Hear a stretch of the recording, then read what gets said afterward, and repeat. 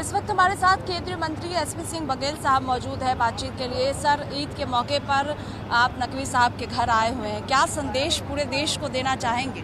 ईद का चांद देखा, क्यों ना ईद पर एतवार आए। खुदा करे बार बार ऐसी ईद आए और वैसी ना आए जैसे पिछले 2 साल में रहा कोरोना कार्यकाल में। ईद का पहला उसूल है कि हम पहले गले मिलते हैं, इसके बाद एक दूसरे को शुभकामनाएं देते हैं। 2 साल दूरी के साथ ईद को मनाया और वो भी दौर गुजरा है, वो कार्यकाल से हम लोग निकले हैं। इस बार कोरोना का उतना प्रभाव नहीं आप देख रहे हैं, क्योंकि बंगले पर भारी संख्या में लोग यहाँ पर मौजूद हैं। ईद उल फितर की शुभकामनाएं मुबारकबाद में पूरी देश को और दुनिया को देना चाहूँगा।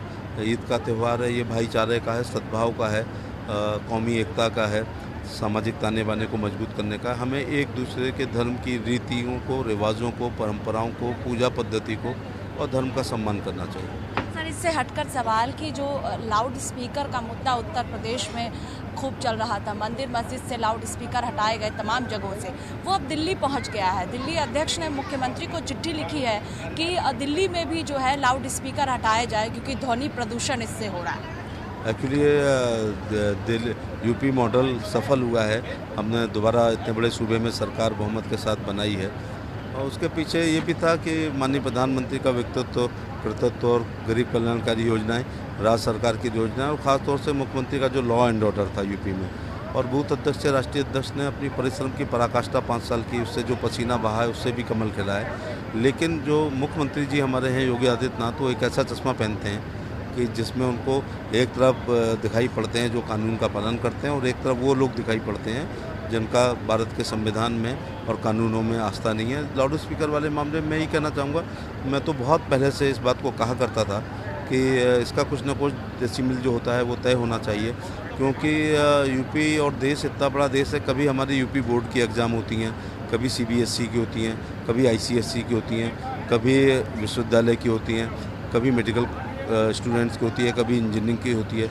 इसके साथ साथ जो है कंपटीशन के एग्ज़ाम हर इतवार को होते हैं।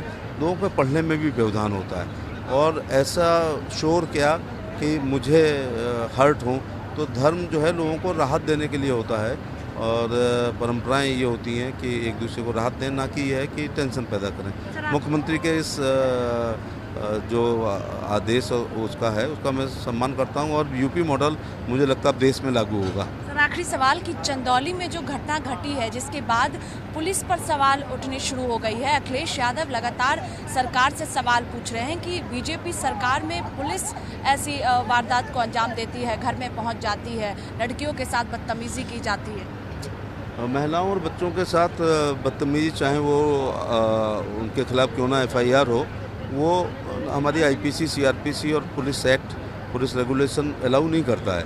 तो जांच का विषय है, जांच के बाद दोषी होंगे तो सज़ा मिलेगी। लेकिन फिर भी मैं कहना चाहूँगा कि उत्तर प्रदेश के इतिहास में योगी काल लॉ एंड ऑर्डर का गोल्डन युग है, ये स्वर्ण युग है। बहुत शुक्रिया। देखिए, साफ तौर पर कहना है कि उत्तर प्रदेश का मॉडल पूरे देश में अब अपनाया जा रहा है और इसी के तहत दिल्ली में भी ये देखने को मिल रहा है। कैमरा पर्सन रोहित के साथ मैं स्वाति पाठक, भारत समाचार, दिल्ली।